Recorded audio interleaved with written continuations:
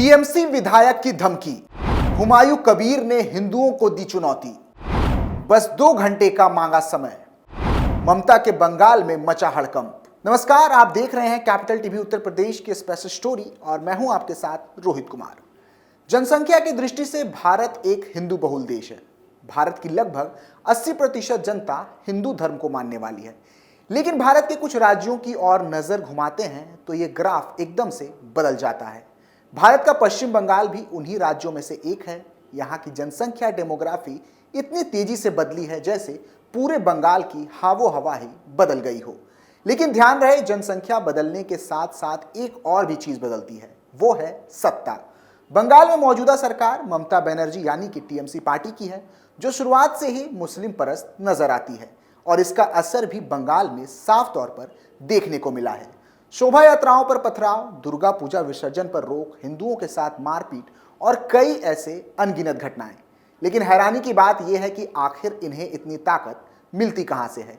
तो इसका साफ जवाब है हुमायूं कबीर जैसे नेताओं और विधायकों से। हुमायूं कबीर टीएमसी पार्टी से विधायक हैं, जो इन दिनों हिंदुओं के खिलाफ भर भर के जहर उगल रहा है।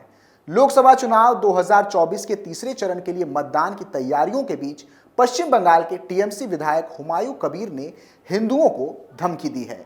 चुनाव प्रचार करने के दौरान हुमायूं कबीर ने कहा है कि वह हिंदुओं को 2 घंटे में भागीरथी नदी में डुबो देंगे।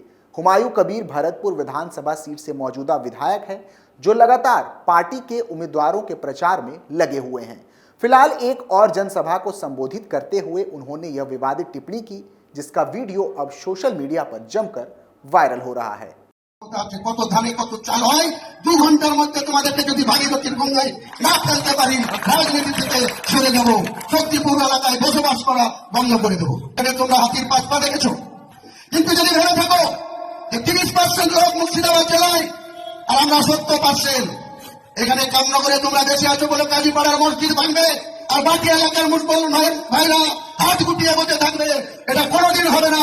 বিজেপিকে আমি হুঁশিয়ার করে দিয়ে বলছি, কোনোদিন হবে না। चुनावी जनसभा को संबोधित करते हुए हुमायूं कबीर ने कहा, तुम हिंदू 70% हो और हम लोग 30%। यहां पर तुम काजीपाड़ा का मस्जिद तोड़ोगे और बाकी मुसलमान हाथ पर हाथ रखकर बैठे रहेंगे, यह कभी नहीं होगा। भाजपा को मैं यह बता देना चाहता हूं कि यह कभी भी नहीं हो सकता। अगर 2 घंटे के अंदर सभी को भागीरथी नदी में बहा ना दिया तो मैं राजनीति छोड़ दूंगा।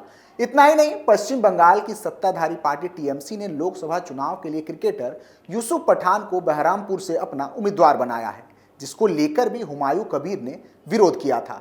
विधायक ने कहा था कि अगर पार्टी ने उम्मीदवार नहीं बदला तो वह बहरामपुर से निर्दलीय चुनाव लड़ेंगे। कबीर ने आगे कहा था कि दूसरे राज्य से किसी को लाकर कांग्रेस के अधीर रंजन चौधरी को नहीं हराया जा सकता।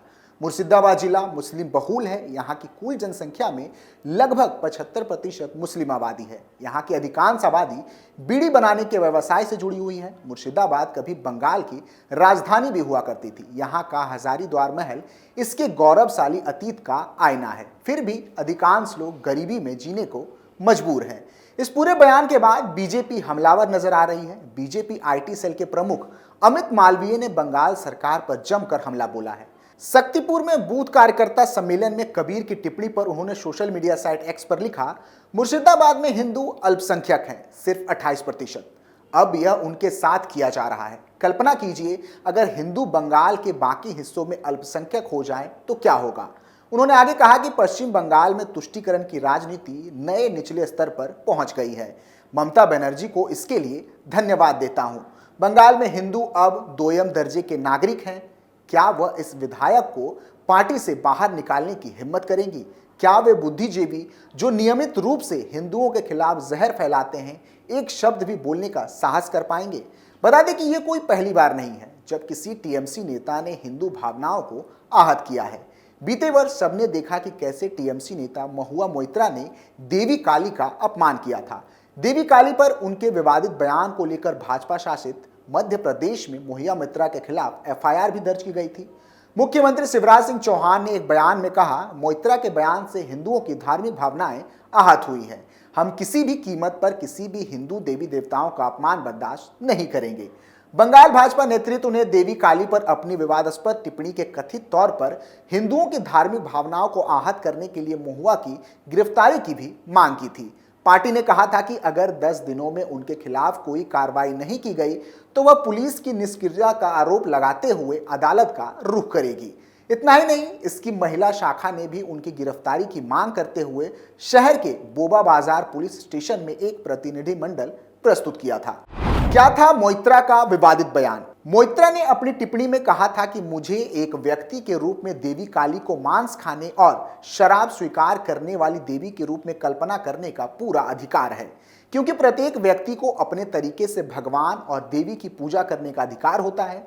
इस विवाद की नींव तब पड़ती है जब टीएमसी सांसद से एक फिल्म के पोस्टर को लेकर उनकी प्रतिक्रिया मांगी गई थी, जिसमें देवी काली की पोशाक पहने एक महिला को सिगरेट पीते हुए और गौरव ध्वज पकड़े हुए दिखाया गया था। महुआ कहती है कि मेरे लिए देवी काली मांस खाने वाली और शराब स्वीकार करने वाली देवी हैं, और यदि आप तारापीठ जाते हैं तो आप साधुओं को धूम्रपान करते हुए देखेंगे। काली की लोग इसी तरह पूजा करते हैं। मुझे हिंदू धर्म के भीतर एक काली उपासक होने के नाते काली की उस तरह से कल्पना करने का अधिकार है। यह मेरी स्वतंत्रता है। हालांकि इन सफाइयों का कोई खास असर देखने को नहीं मिला और खुद टीएमसी पार्टी ने ही इनसे किनारा कर लिया था। इतना ही नहीं, साल 2021 में टीएमसी नेता कल्याण बनर्जी के बयान ने तो खूब बवाल मचाया था। उन्होंने कहा था कि बीजेपी के लोग जय श्री राम का नारा लगा रहे हैं और रेप कर रहे हैं। उन्होंने कहा था कि रेप के आरोपी पंडितों के खिलाफ बीजेपी के लोग काले झंडे लेकर प्रदर्शन क्यों नहीं करते। ऐसा इसलिए है क्योंकि ये पंडित इन लोगों की पार्टी के ही होते हैं। ये लोग भगवा ओढ़े जय श्री राम का नारा लगाते हैं और रेप, गुंडागर्दी जैसी घटनाओं को अंजाम देते हैं। इतना ही नहीं, कल्याण बनर्जी ने कांग्रेस नेता अधीर रंजन चौधरी पर भी निशाना साधा था। कल्याण बनर्जी ने कहा था कि बंगाल में बीजेपी के सबसे बड़े एजेंट अधीर रंजन चौधरी हैं। इसके अलावा अर्जुन सिंह पर भी निशाना साधा गया था। बनर्जी ने कहा था कि अर्जुन सिंह सुपारी किलर हैं, वह बाहुबली और गुंडा होने के चलते मशहूर हैं। बता दें कि यह कोई पहली बार नहीं था जब कल्याण बनर्जी ने ऐसा विवादित बयान दिया था। पहले भी उन्होंने देवी सीता पर आपत्तिजनक टिप्पणी की थी, जिसके चलते कई संगठनों ने उनके खिलाफ केस दर्ज करवाया था। दरअसल एक वायरल वीडियो में कल्याण बनर्जी ये कहते हुए पाए गए थे कि सीता ने भगवान राम से कहा कि अच्छा हुआ मेरा हरण रावण ने किया था, ना कि उसके चेलों ने, नहीं तो मेरा हर्ष भी हाथरस जैसा होता। बता दें कि सिर्फ बीजेपी ही नहीं, कांग्रेस भी टीएमसी सरकार पर लगातार सवाल खड़े करते आई है। हाल ही में अधीर रंजन चौधरी के बयान ने साफ कर दिया कि किस हद तक ममता बनर्जी को वो नापसंद करते हैं। 7 मई को होने जा रहे लोकसभा चुनाव 2024 के तीसरे चरण की वोटिंग के लिए भाजपा, कांग्रेस समेत तमाम राष्ट्रीय और क्षेत्रीय राजनीतिक दल अपनी अपनी तैयारियों में लगे हुए हैं। इस चुनाव के लिहाज से 42 सीटों वाले राज्य पश्चिम बंगाल पर सभी दलों की नजरें टिकी हुई हैं। तृणमूल कांग्रेस की अध्यक्ष ममता बनर्जी ने कहा है कि राष्ट्रीय स्तर पर तृणमूल इंडी अलायंस यानी कि कांग्रेस के साथ है, लेकिन पश्चिम बंगाल में अलग अलग चुनाव लड़ रहे हैं। हालांकि इस बीच पश्चिम बंगाल कांग्रेस के अध्यक्ष अधीर रंजन चौधरी ने एक ऐसा बयान दे दिया जिससे कांग्रेस और तृणमूल के बीच तल्खियां और ज्यादा बढ़ सकती हैं।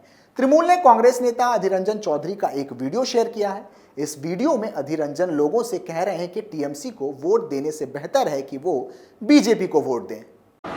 तृणमूल के वोट देওয়া মানে তার থেকে ভালো बीजेपी के वोट দিয়ে দিলাম। तृणमूल के वोट देওয়া মানে তার থেকে অনেক ভালো बीजेपी के वोट दिया। तृणमूल ने अधीर रंजन पर हमला करते हुए कहा है कि सिर्फ कोई बंगला विरोधी ही भाजपा के लिए प्रचार कर सकता है, जिसने बार बार बंगाल के प्रतीकों का अपमान किया है। जानकारी के मुताबिक पश्चिम बंगाल कांग्रेस ने इस वीडियो को छेड़छाड़ करके वायरल किया गया करार दिया है और चुनाव आयोग से शिकायत की है। हालांकि तृणमूल कांग्रेस के नेता अभिषेक बनर्जी ने इस मामले में अधीर रंजन चौधरी पर हमला बोला है। अभिषेक ने अधीर को भाजपा का एजेंट बताया और कहा है कि हम बंगाल में गठबंधन चाहते थे, लेकिन भाजपा को फायदा पहुंचाने के लिए अधीर रंजन चौधरी ने ऐसा नहीं होने दिया। फिलहाल तृणमूल कांग्रेस के इन आरोपों पर प्रतिक्रिया देने से कांग्रेस के केंद्रीय नेतृत्व ने किनारा कर लिया है। कांग्रेस के महासचिव केसी वेणुगोपाल ने कहा है कि पार्टी के वैचारिक कमिटमेंट के विरुद्ध जाना कतई स्वीकार नहीं है। उन्होंने सभी नेताओं को ऐसे किसी भी बयान से बचने की सलाह दी है। फिलहाल बंगाल की यह त्रिकोणीय श्रृंखला कौन जीतेगा, किसके बयान ने लोगों को कितनी चोट पहुंचाए, ये सब चुनाव के नतीजे तय करेंगे। फिलहाल के लिए इतना ही। आप देखते रहिए कैपिटल टीवी उत्तर प्रदेश। नमस्कार।